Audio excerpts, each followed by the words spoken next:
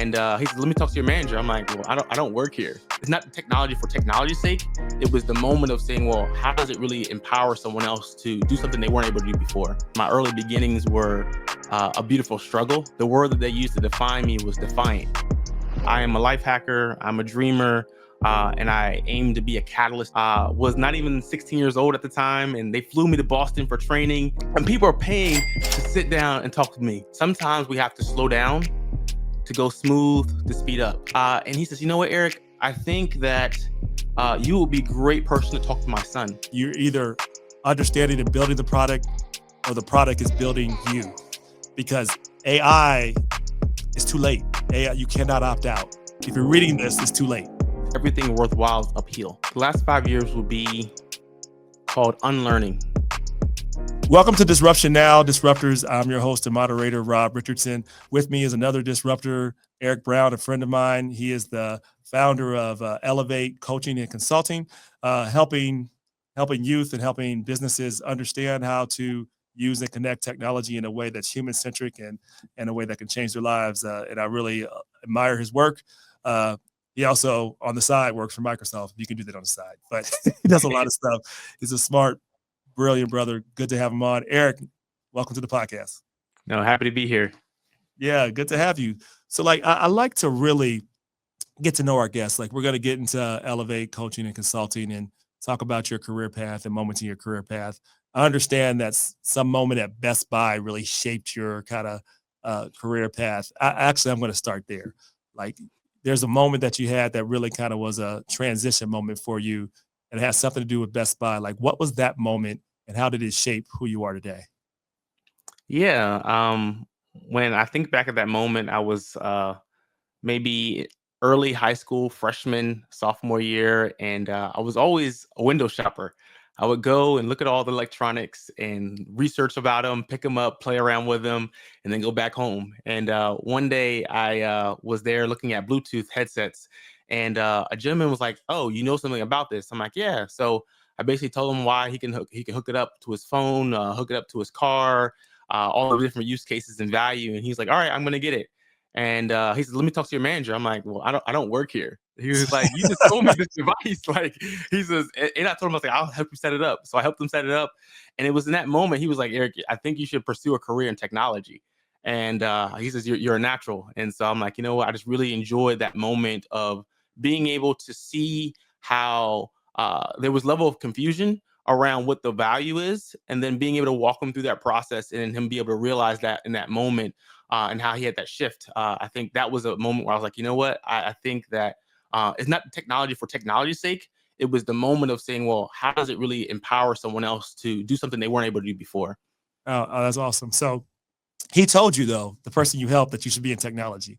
Yeah. What I think is powerful about that moment is the most powerful thing we can do for another human is to see them, right? Mm-hmm. And the worst thing we could do to a human is to not see them. And so it's he saw you not as some young kid, but as someone with potential to really connect the world before you even knew it, right? Mm-hmm. So it's that's one of those powerful moments that can really change lives. That's why it's important, the words we say to people, that we definitely see people. So that's really interesting. That's an awesome story. So, but I want to know your story, right? So, what's your story? Who are you? As I tell people often, I'm the kid that was told he would never, graduate from college, let alone go to engineering, because, I hadn't done well in school in the 7th grade, right? So some teacher tried to define me. So I'm still that boy, but I'm not trying to prove her wrong. I'm always proving myself right and defining myself for myself by myself. Who are you, and what is your story? No, that's a powerful question. Who am I? Initially, the thing that comes to mind, I got this mantra during my times at Delaware State. It's like, I am a leader. I'm a dreamer. I'm an achiever. I'm a scholar who has a passion for people and a love for technology. But in regards to how did I get to that point of being able to have those aspirations or those affirmations? Similar to you, my early beginnings were a beautiful struggle. I found out quickly that although I was always outgoing and outspoken, the word that they used to define me was defiant. And I love it. That's Yeah, social disruptors. We're peas in the pod, brother. yeah, they're like, I didn't even know what the word meant because I remember going to the principal's office and the principal had one of those really nice fancy pens, and I was looking at the pink slip of being sent to the principal's office, and they're like, Eric is defiant. I'm like, what does defiant mean? But ultimately, I realized that I noticed quickly that there were some patterns. The rules didn't always apply the same way to me as it did everyone else. And when I would bring up the discrepancies or things I didn't think were fair, You're a people focus. troublemaker. Yeah, pretty much they focus more on like, all right, Eric saying this more so than the thing itself. And so in my journey, I've learned to be an overcomer and to be able to leverage creativity and ingenuity as a form of life hacking. I was able to take pieces and situations and circumstances that were not originally designed for success and put them together in a way to get the result that I ultimately wanted. And so I am a life hacker. I'm a dreamer. And I aim to be a catalyst to help others do the same. That's an awesome story. You're a hacker to help people empower and really break from their cycle. Like you and I have that and really have that in common. So you've talked also about the importance of mentors. I've listened to a lot of your past podcasts and other things. Can you think of a mentor or two that shaped the values of who you are today? Hmm. That's powerful as it relates to shapes the values. I have one that comes to mind. His name is Brett. I've always admired him, still do to this day. He was super athletic, super smart, and he also was really great at video games and technology Yeah. way before I was even interested. And I was taken out of the public school system for a season because of my behavior and academic challenges. And he would intentionally take me out to play basketball, to go to a movie, and ultimately, he invited me over to his house for something called a LAN party. And so before game consoles were able to connect to the internet, he had his buddies come over and they would bring their big, heavy computers and have the switches and everyone connect together and go Right. in and play Unreal Tournament. And I remember that moment of him being in that space, but also just how he was consistent in showing up, even when I wasn't asking for him to show up for me. And that was actually kind of a moment that I became curious about, like, how does this networking work? How do these computers actually work? And I began to tinker during that time. But it was this individual that really just showed that, it's okay to take the time to be present for somebody else. And I think that's what I've taken away. And even in my journey, it's not always about what you get in return. It's about, like, how can I show up for someone in their high moments, but also in their low moments. And he showed up Yeah. for me both in highs and lows. Yeah. So you talked about your moment about when you knew technology was going to be your path and at the Best Buy moment. I'm curious to know what your moment was in terms of when you knew you wanted to spend the rest of your life and your mission helping and really connecting people to giving them to empowering them through technology, right, in a human centric way. Like, what was the moment when you knew that this was going to be your purpose? Because you obviously are in technology, which is your career. It feels like your purpose is empowerment through technology. What moment really kind of illuminated that for you? Yeah, I think also similar to the time at Best Buy, I actually didn't get the job at Best Buy. Oh, And Jim was like, wow. and I was You like, did oh, I that, didn't get applaud. the And job? I didn't even get the job, right? So I was like, man, but he planted the seed, right? And so I ended up working for a company called CompUSA as well as Circuit City. And the Circuit City had a kind of a pilot program called the City Stores. And in the City Stores, essentially, before there was a Genius Bar or a Geek Squad, they had something called the Fire Dog Personal Trainer. And I was a part of this pilot program. I was maybe one of like maybe 20 in the country. Was not even 16 years old at the time, and they flew me to Boston for training. And I went to Boston, and I saw a guy. I think it was Creative Software, based on like almost like an Adobe software. And he flew in and gave a presentation. I saw him like, this guy for a living, he can come and fly in and talk about software. I was like, that's what I want to do. And even just being that age and being a part of that program really was like, all right, Eric, this is something that I can use to really empower people. But I have a picture of it, and it was an exact moment where I walked into the city store, and it was a whiteboard. And I have this picture and basically said, sign up with Eric for a personal trainer session. And I was like, whoa, I come in the store and I'm like, yo, sign up to pay to sit with me. And I was like, wow. I'm like, I'm not even graduating high school and people are paying to sit down and talk with me. And I remember there was a couple, they bought like 10, 15 sessions and they would come back and I would print off like certificates. And I remember this one gentleman, he was from North Carolina. He came in, he bought a camera, he was going on safari, and he was like, the reason why I'm buying this camera is because I'm going on the safari and I want to be able to have a slideshow. And I was like, well, if you buy it and get some time with me, I can show you how to do it. And he came back from North Carolina, drove back to the store to have a session with me. And it was in that moment I was like, Eric, like there's a connection of being able to connect with people and say, well, what is that people really after? It's not the camera, it's not the computer. There's always something else. There's always a human narrative behind the hardware and the algorithms. And I experienced that in that moment. And I was like, the connection I'm having with these people and helping them really do things, whether it's go from paper to Excel for their farm or being able to have their safaris or etc. I got deep joy and satisfaction of saying that, you know what, I was able to make their life experience better because the technology itself didn't do that. It was the understanding and the comfort with the technology. So ELVTE Coaching and Consulting. I want to talk about what you do day in and day out. What problem are you solving with ELVTE Coaching and Consulting? Yeah, so the problem that I'm solving with ELVTE is as leaders, as dreamers and achievers, we always want to get to the end state.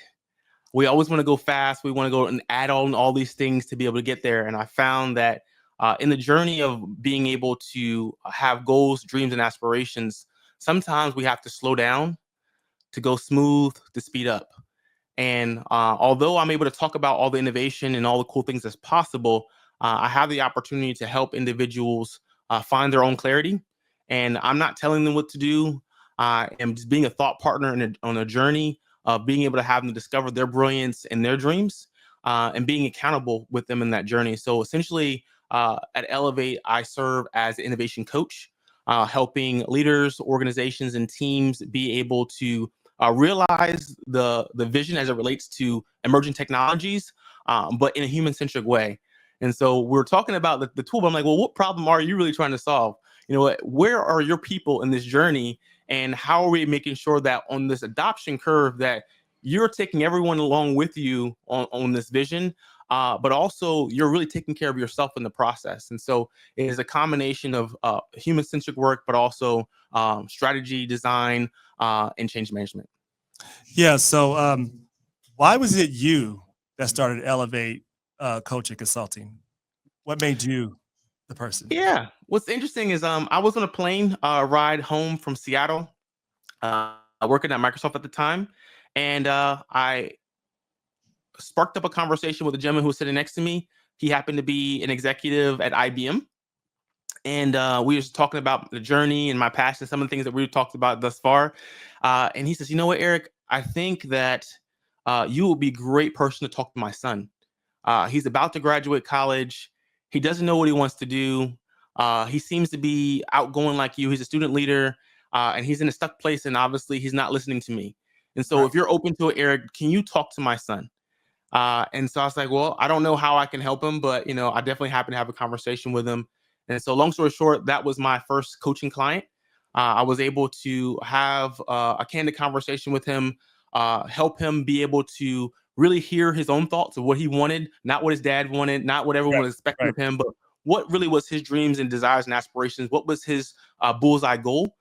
We were able to define that, and he was able to make a decision. He is still someone that is in my journey, but that was really the catalyst for ELVTE. I was in the air, in the plane. People was asking me, you know, how can you help my son get to the next level?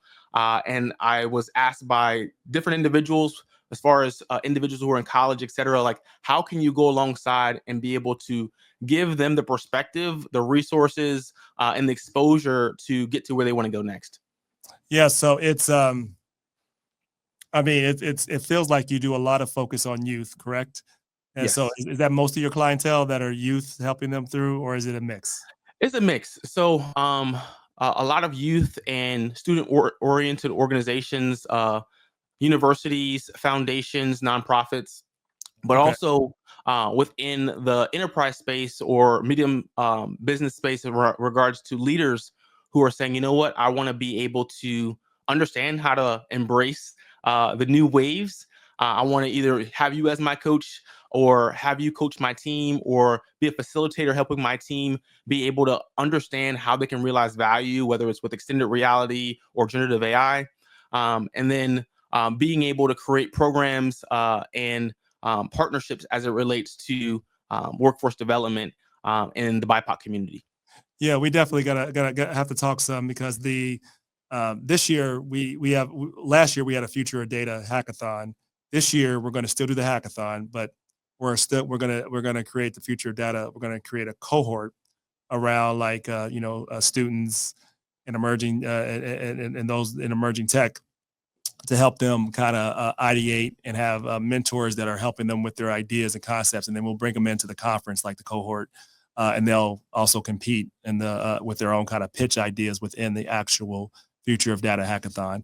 But that's a long way of saying, of course, I want you as a speaker, but if you would be up for it, I'd love to have you as a mentor to mentor some of these. I'm not gonna call them kids, students, and emerging leaders that have these great concepts and ideas. So, because I mean, people need to, hear from people like yourself that are willing to make technology not this foreign thing that I can't do. Because I think that's one of the biggest problems we have in the world is that people view technology as something that is out of their reach when it's something that is accessible if we make it accessible in our brains. But getting past that point is something that you've spent a lot of your career doing. So, what is it that you think makes it so hard for organizations and others to be able to bridge that divide, not only with youth, but general. Like, I think there's still a general divide that people feel like they can't do tech or they're not technical and they feel intimidated. Why do you think people struggle with that so much?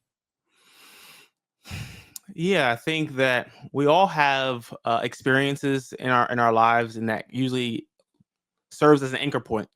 Yeah. Uh, and there's always two assumptions that in order for me to be good at tech, I also have to be really good at math, science, engineering, mathematics. And so if I early on in my journey didn't have validation of Mm. those traits or those experiences, it's like, well, that's not for me. And I'm not necessarily going to pursue that space. In addition to that, I think that oftentimes too, as it relates to technology, the value is in context. And if an individual doesn't have any context to why it's important or valuable, then why spend the time to be uncomfortable and learn something new? There's an analogy that someone shared with me recently that has been sticking with me.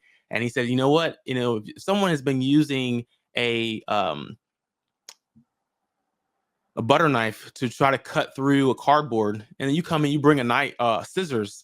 Uh, you have to explain to like why the scissors are going to be efficient. Like, I've been doing it this way, but also be able to teach them like, how do you put your fingers in here? How do you do it? But if you don't have that proximity and someone being able to be that bridge or give that context to like, here's how it's actually going to transform the way you cut through here. It's going to be safer, etc. Without that context, that bridge, then it may not necessarily be leveraged, and people may struggle with the butter knife. And they will because yeah, the butter knife is something that it seems foreign. It might cut them and it might hurt them because fear is a natural uh, anchor in our brain, especially like you said, if it's tied to something early on in our career. So or in our life, when I think about not only our community, lots of communities struggle with this, but I'm speaking to our community right now. You will hear people often say proudly, I don't do math, I don't do science, I'm not technical, right? Or just cut it off. But with people, when you think about it, would people ever say like, I can't read, I can't write? No, the answer would be no, right? And we accept that like it's okay to think that way that you don't not that you have to be a math whiz, but people talk about that and shut that off in their brain and they automatically like exclude opportunities for doing that, right? So we have to really kind of like really begin to reframe the narratives. And it's so important what we tell ourselves, what we tell our kids, and what becomes a common narrative for us to accept because that narrative has been so accepted that I'm sure you heard people say it all the time, but it's actually quite ridiculous when you think about it Not that I'm not saying I don't have empathy for people that don't understand math. What I'm saying as a frame, as a mindset to say, just shutting yourself off from I'm not technical, I'm not math. We have to unlock that out of our brain. And what I appreciate about what you do, Eric, is that you help people kind of find that space to do it, because we, at the same time, have to have empathy for what people are going through, because people only know, what they've been exposed to, what someone is able to illuminate to them. So thank you for being that being that source for people to be able to unlock uh, really their identity, to show them who they actually are, not what they've been told. So I just want to just tell you that I do appreciate you. So let's talk about AI a little bit. AI is obviously everywhere, changing the game. It's I think I'm a little more seasoned than you, though I look young. I'm a little older than you. So I've been through multiple iterations of the internet, and frankly, I was in college when the internet really started popping. Right.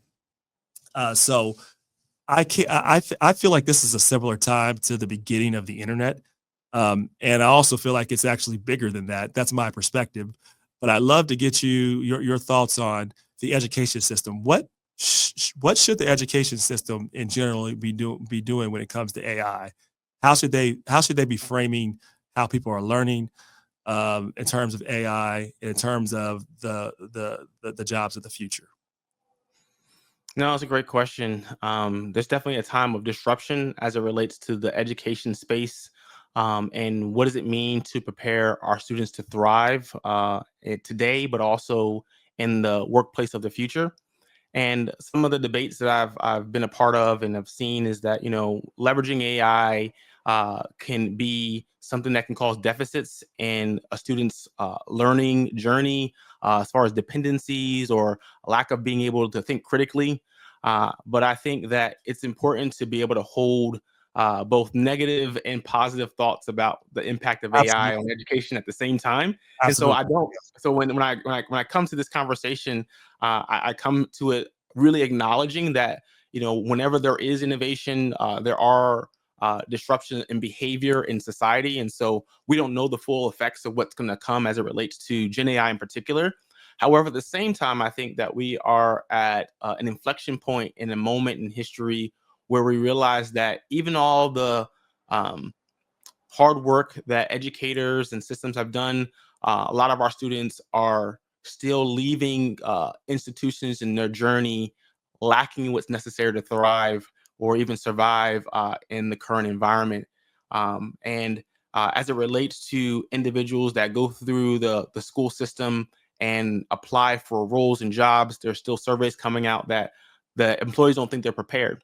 And so as I think about education, I think of it, one, being able to be a tool to bring out the brilliance and the gifts that students have innately within them, but also being able to prepare them with the experience, exposure, and the skills to be competitive in the current marketplace. And so the fact that majority of businesses already have some form of AI strategy today, it is disservice if schools are not able to provide students with hands-on experience leveraging these tools to be able to solve problems. And so how organizations or schools go about implementing it, it's debatable, but I think that students need to be aware and have the skills and know-how so that when they're applying for jobs or even trying to create their own job or business, that they're not missing information that can help them in society. Yeah, so like, it's very difficult for people to hold two thoughts at the same time. Multiple things can be true at the same time. I do agree that just using AI without thinking about how we teach kids and others to critically think is not helpful. Not using AI at all is also just as unhelpful, right? So these things are actually related, right? So like, I think what I want to see happen is that we look at this as something we term artistic intelligence, right? It's like because artificial intelligence is neither artificial nor fully intelligent, right? It is not artificial in that it's coming from data, so it's pulling. It's not fully intelligent in that, like, it can't reproduce Eric's original thought per se. It's a pattern predictor. It can bring things together. The opportunity is when we dance with the algorithms. But first, we got to have rhythm. So that means we got to be able to critically think, bring together concepts and ideas, and then have this dance partner that's working with us. So I really think that's how schools should be teaching. They should definitely still teach critical thinking skills. They probably have to evolve how they teach it. It's no longer going to be, Johnny, write this paper for me. That's because Johnny can just put some stuff in and tell them the assignment and it's done. Instead, Johnny's going to have to tell you how these principles connect, and he gets up and talks about it and can go through it, and then maybe writes it in class. But you go through it with Johnny, you go through it with Jill, whoever. I mean, I'm saying kind of plain name, you know what I'm saying? Erica, Shawika, whoever, anybody, whoever your name is, right? You go through it with them, and we have to rethink how we're teaching critical skills. I told this to my son. I was trying to teach him about financial literacy, and I was going through it, and he said, well, I can look it up. I said, you can't look up how to think, though. Right? So we have to still develop that muscle, and then use this tool to help our muscles become better. But I do agree that without doing that, garbage in is garbage out. You can tell AI to do something. You won't even know if it's wrong. You won't even know how to tweak it. But you got to know how to do. You got to have rhythm, and you got to know how to dance with the algorithm. Otherwise, you're going to get left behind. That's my view when it comes to AI and education, for sure. Now, I want to talk to you about with AI a little bit more. When it comes to like empowering people, what is the worst case scenario when it comes to AI if we don't get education and upskilling right? That's my first question. The second question is, what is the best case scenario, and how do we make it happen? Yeah, when it comes to education and upskilling, I think being able to understand when and how to use the technology is key. And I think that um, with individuals that are able to leverage AI, it becomes a superpower. However, for those that do not have exposure or understanding of how these tools can empower you for the jobs to be done, or task, or ideation, or creation, or deployment, or new business models, it's going to widen the gap. And so McKinsey did a study specifically on like what is the potential impact on Gen AI on the BIPOC community several years ago, and they're tackling this very question of saying that there's definitely a great opportunity to be able to create new streams of income, new career pathways. However, if there's not opportunities for access to that context, to being able to understand how to realize value with these tools, then it will be also a medium that widens the gap further, and probably at a faster rate than it has been historically. And when I have the opportunity to talk to different groups, I always start off with, where do you see yourself on the adoption curve? Are you someone that is an innovator, an early adopter? Are you a lagger? Are you a skeptic? And historically, within our community in particular, a lot of individuals are like, oh, I'm going to get caught cheating, or, oh, like that's going to be a scam. And are, because of the fear and anxiety or the uncertainty, the goal is, well, until it's broken, or until it causes harm, I'm not going to take action.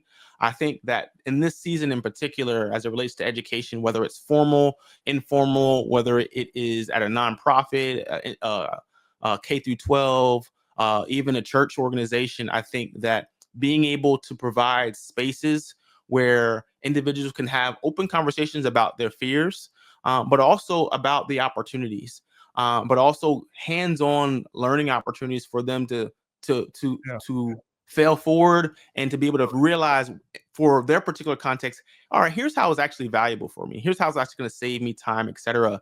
Because I remember we had this debate. I know my dad was one that's just like, oh, I don't want a cell phone. And then Yeah. like now everyone has a cell phone. So I was like, I don't. We Yeah. should wait until it's something that everyone uses to start to see the value in it. That's a great point, right? That's a good one.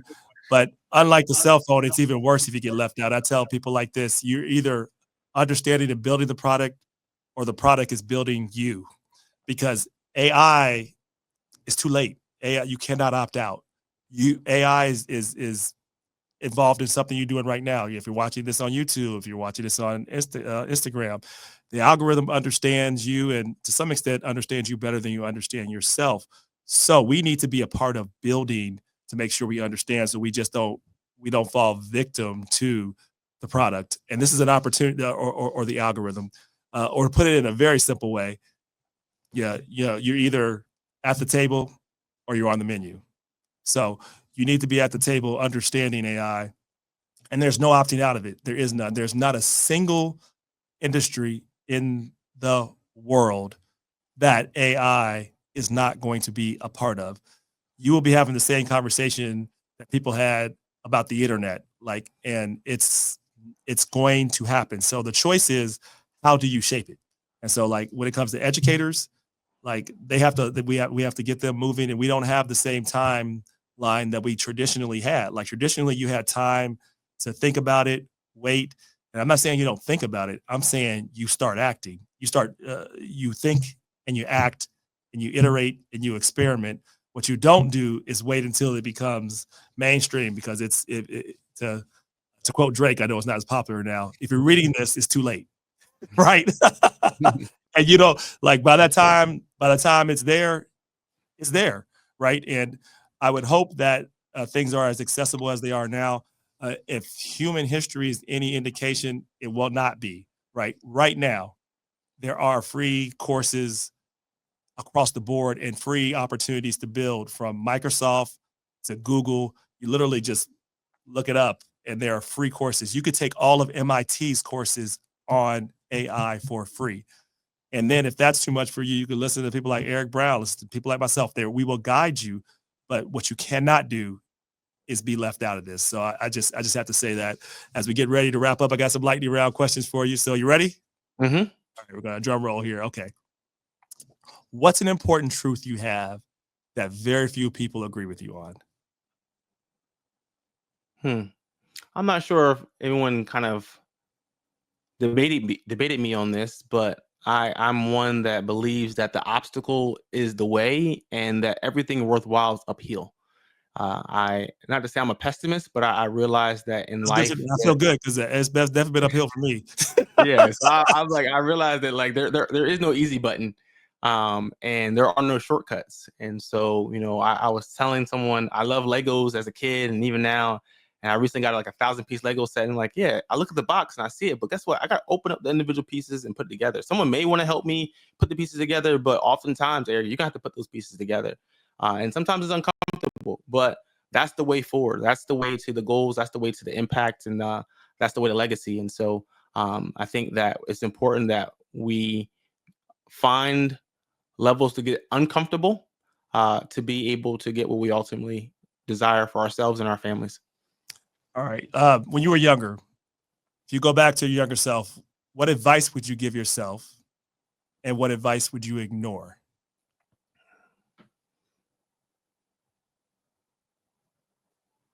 The advice I would give myself is to have courage and to walk by faith. Um, the advice I wouldn't give myself is to try to impress and please people. Uh, I think that I'm a recovering people pleaser, and I think that that's the advice I would give my younger self. I'm a recovering people pleaser as well, and I found that even the people you're trying to please aren't pleased, and you're even less pleased. So it's like, so there ends up being no point in trying to do it. You'll just end up making yourself miserable for something that you could never really achieve, because the one thing you can't control is somebody else's opinion or perspective anyway. So why try? Easier said than done. I'm still learning, as you are, it sounds like. So, all right. So, if the last 5 years of your life were a chapter, what would that chapter be about?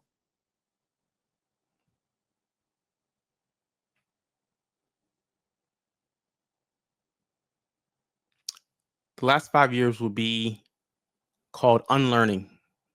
Mm. I think that oftentimes you think that you have to add on and accumulate information and experiences, but I found that um, as I've grown, learning is about reflecting on experiences. And in my reflection, I realized that there were some thought patterns, mental models, behaviors that were not serving me. or that served me in one season, but aren't necessarily going to be a part of my blueprint going forward. And so I had to unlearn some things. And so I think that this last 5 years has been a journey of unlearning. That's great. I think that's a good way to leave it. You got to sometimes unlearn what you've learned. I would say that's one of the hardest things that we can do, because what we've learned, particularly those seeds that are planted, become part of our identity. And that's something that is very difficult for us to let go of because we feel like that's a part of us, like that's supposed to be who we are. But unlearning some of those things is really the key, I think, to really unlocking amazing things in your life. I can say that for myself. I mean, one of the hardest things one can do is unlearn some of the negative things that are put into the world, and it's the reason why we have to, both unlearn that, and it's a constant, never-ending journey to make sure that we are rejecting the things that we should, which is most things, because most things should be filtered out, right?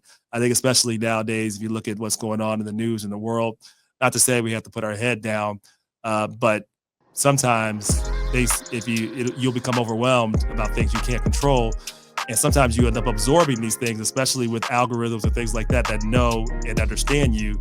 It's working to tap back into our insecurities, tap back into our fears, into emotions. So we have to unlearn to allowing those things to actually trigger us. So that was a deep line for me too, Eric. Really appreciate all that you do. Look forward to disrupting more with you. Love to see you at MidwestCon 2025. Obviously, Thanksgiving, DC. I'll see you out there. I know we've connected there. And until then, brother, keep disrupting. All right. All right. Appreciate it. Thank you so much.